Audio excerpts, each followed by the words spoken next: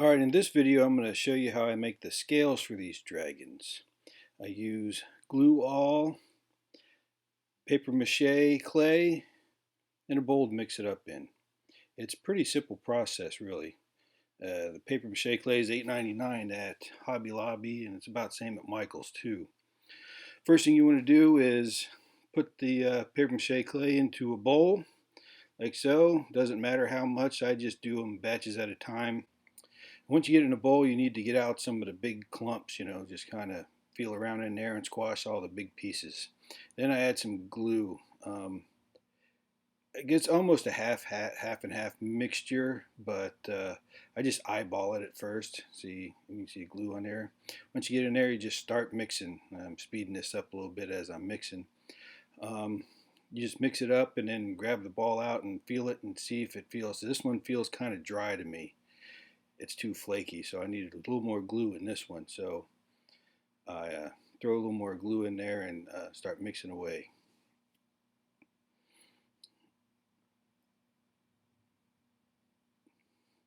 So as you're mixing this stuff up, it'll stick to your hands initially and get all over the place. And as you mix up and roll it together, you'll notice that it'll start pulling the clay off of your hands and back into the ball.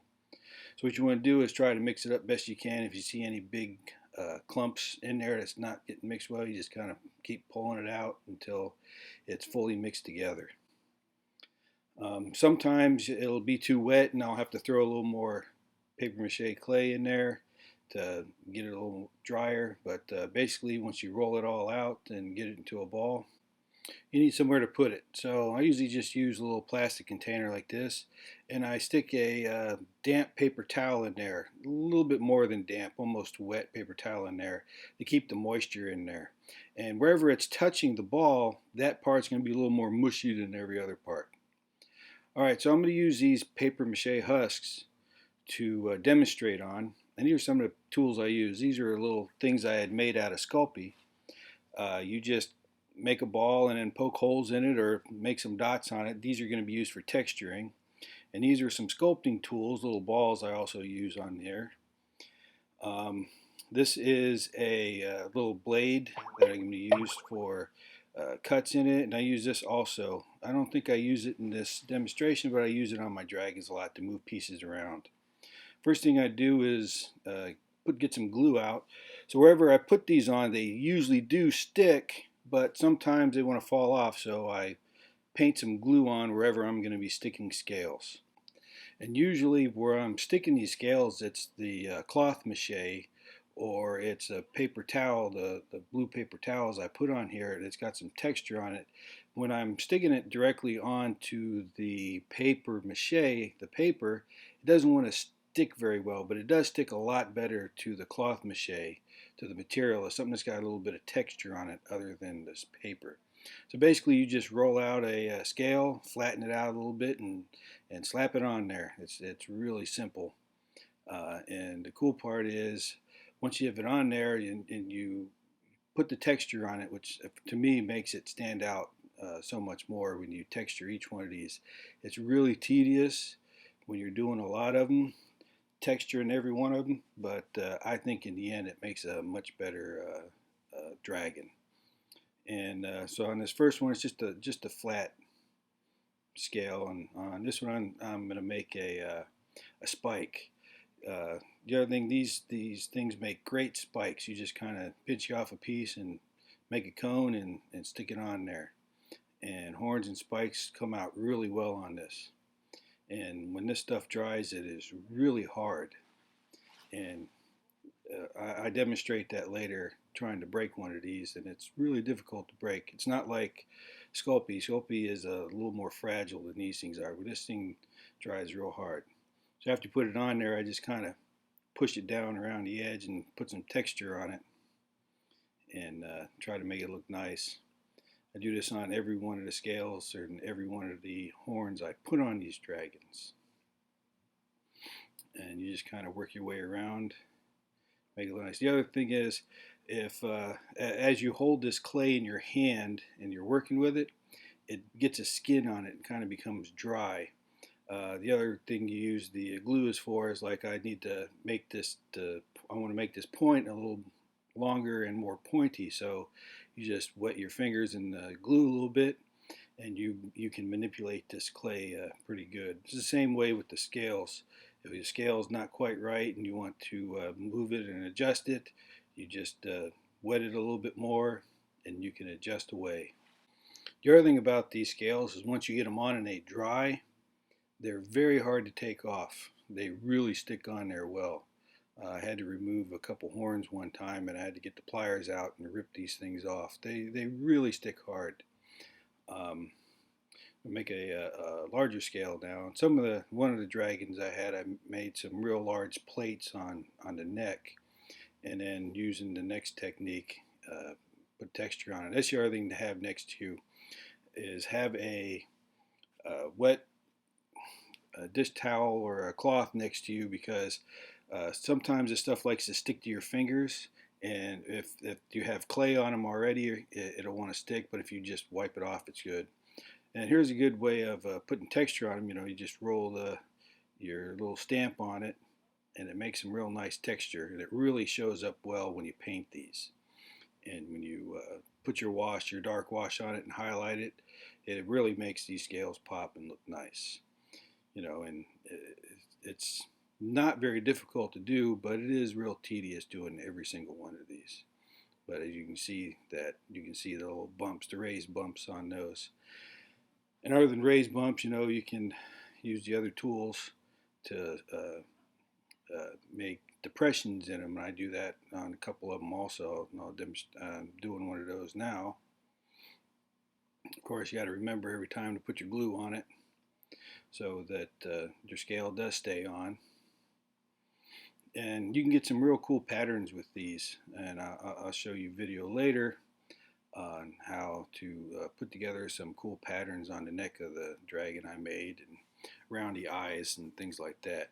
So you just get your ball tool after you put it on, and start stamping away or pushing in there, and you can see it's made a depression. The longer you work with a piece, the firmer it gets, so you have to push a little harder a lot of time to get these depressions to stay in.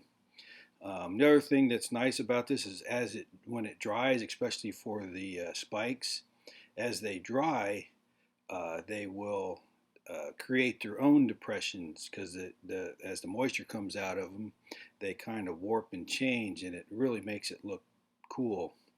And you can see that when I show some examples at the end of the video. But basically, you put the scale on and then texture away. You can get many different types of scales on these. Another one I like to do is it's kind of it's flat on one side and it's got a point hanging off the other end. I did a couple of these on the elbow and arm of the full body dragon I made, where it's got a plate across the top of the arm, and hanging off the edge is a spike. It looks like one of these. So you basically just flatten out one side and make the other side a point, and it kind of looks like that, and you push it on.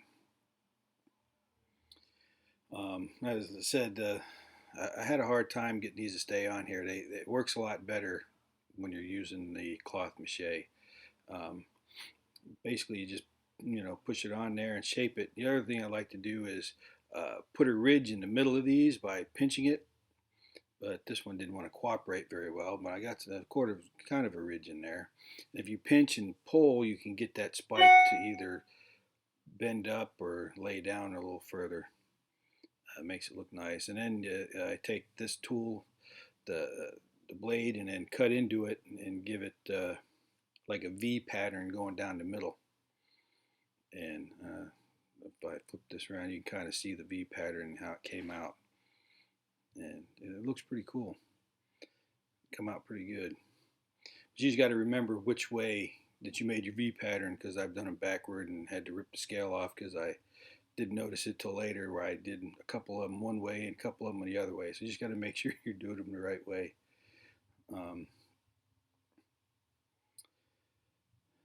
So on this part here, I noticed some of these scales may not be showing up very well on a white on white, so I took a marker and colored the piece a little bit, so when I stick these on you can see them a little better. This is how I do some of the scales around the eyes.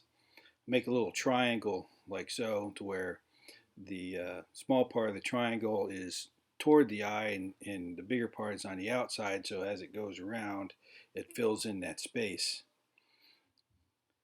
And I did it on one dragon. It was kind of a happy accident, and I really liked the way it looked.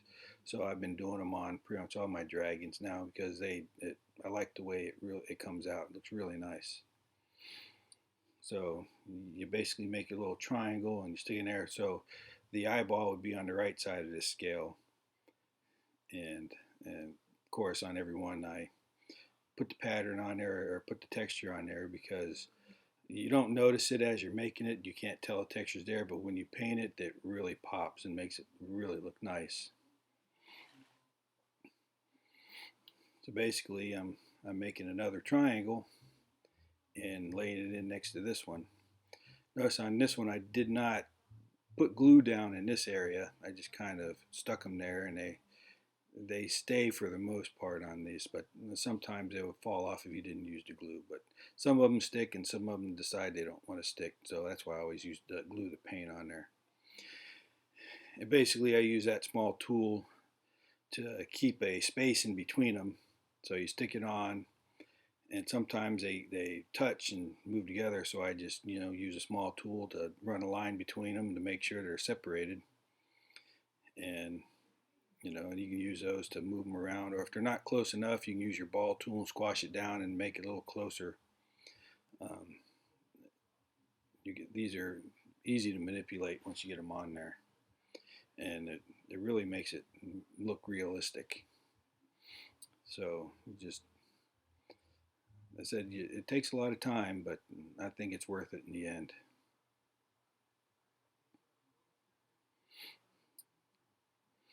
The other part that you use this clay for is, uh, I make larger horns and I put um, air dry clay or Sculpey on those, and not this clay.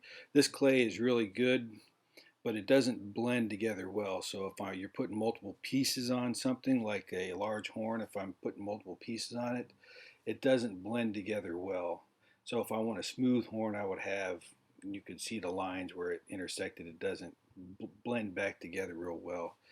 Um, I haven't gotten it to look right, so I either use air dry clay or Sculpey. But basically, this is a little Sculpey horn, and you stick it in.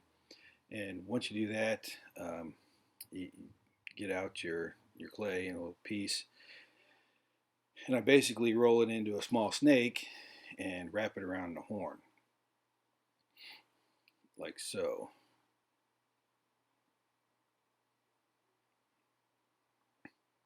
And I should have let this clay sit a little longer before I started working with it. It's still kind of tacky. If you let it sit for, I don't know, about 5 minutes or so, it kind of comes together a little more, and it's not as tacky, and it doesn't stick to your fingers as much.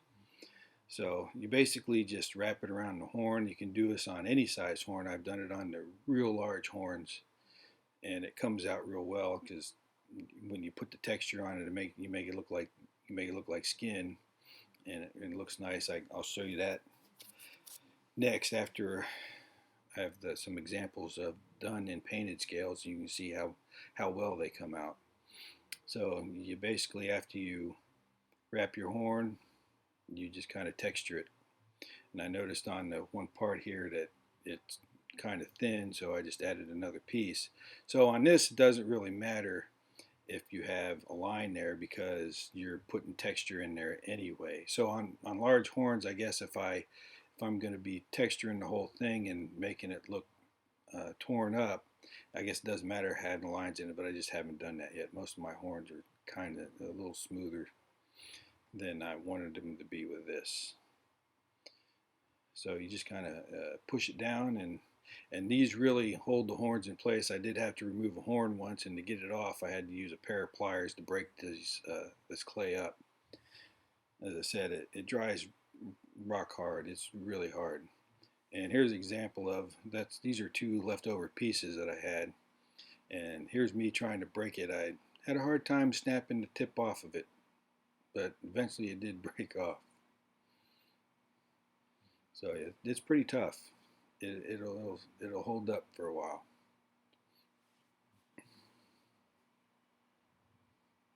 And here's an example of wrapping the scales around the eyes and that large horn there. I wrapped that horn and the texture there. See how when you paint it, it picks up the texture. And all these scales on the nose, I just kind of dotted them. And also all these horns they're running down the spine. Those are all made out of the same clay. And as you can see, as it dries, it gets its own texture. Here's another example, and I used the blade on all these scales to give them texture. And all these, as you can see on these horns here, I'm talking about how it changes the shape as it dries. And as you see, you can get them real cool patterns with these. As I was saying, here's on the neck. I was saying when you put them on, you got to map this out, and it comes out really cool. And you see on the neck, I have three different types. I have spikes, and I have the scales that are flat with the horn on it. There's another thing I did. I made some scales on the lip, but I pinched the end and made it hang over the lip, so there are little spikes hanging over the lip. And you can see the eye I did here. This is the first time I've done the pattern around the eye. I really like the way that turned out, and it's caused me to do it like that ever since. And also little spikes around the chin. These are all made out of that same clay. And the spines going down the neck also, I added those in and made them flat. And around these horns here is an example of covering the horn so they stay in place. I hot glue them in, and then I put this around them and they don't move afterward. The texture on those horns, those are actually the air dry clay. I made some texture on them. So basically you need fast mache and some Elmer's glue all and all these examples of these tools. You don't have to use these, but you can use whatever you want. Use a fingernail, a toothpick, doesn't matter, anything you got. Well, I hope this helps. Thanks for watching.